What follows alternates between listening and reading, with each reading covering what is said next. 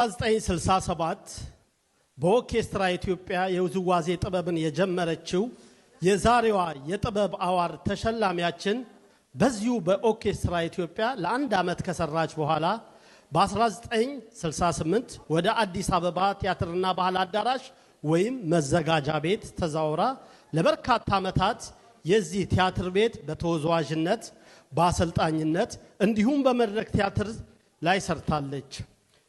በሰራችውም ስራ ላይ የሶሎ እስክስታን የፈጠረችና መድረኩንም ያደመቀች አርቲስት ነች። ከዚህም የተነሳ የሙያ አጓሮቿና አድናቂዎቿ ቢራ ቢሮ ብለው ቅጥል ስም አውጥተውላታል።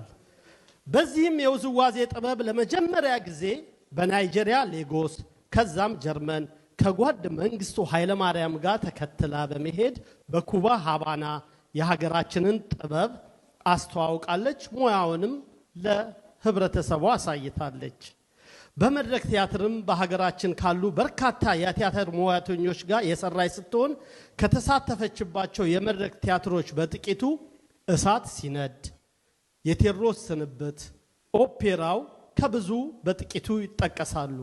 የዛሬዋ የጥበብ አዋርድ ተሸላሚያችን አርቲስት አልማዝ ፈጠነ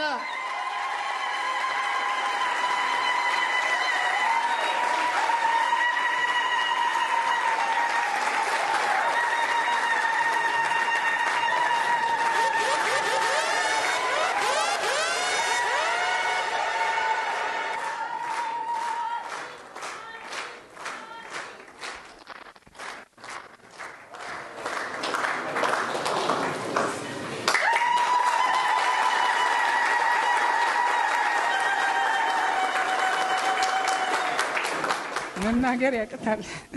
አደኖ በጣም ማመሰግነው ለመጀመሪያ ጊዜ ፈጣሪዬን ነው፣ አምላኬን ለዚህ ያደረሰኝን እግዚአብሔርን አመሰግነዋለሁ። እግዚአብሔር የተረሳን ያስነሳል፣ ያስታውሳል፣ የተጣለን ያነሳል፣ የተናቀን ያከብራል። አምላክ ታላቅ ነው። ለዚህ ቀን አብቅቶኛል። እግዚአብሔር ይመስገን። እግዚአብሔር ይመስገን። እግዚአብሔር ይመስገን። ከዚህ በመቀጠል እኔን በማስታወስ ለዚህ ቀንና ለዚህ ሰዓት ላበቁ ይሄንን የጥበብ ቦታ ላደረሱ ኮሚቴዎች ላመሰግናቸው ፈልጋለሁ። ኮሚቴዎችን አመሰግናለሁ። እዛ በተረፈ ሁላችሁንም የሙያ ጓደኞቼን፣ ወንድሞቼን፣ እህቶቼን፣ ባልደረቦቼን በጣም ወዳችኋለሁ፣ አከብራችኋለሁ። ለዚህ ቀን ላበቃን እግዚአብሔር ይመስገን። አመሰግናለሁ። አሜን።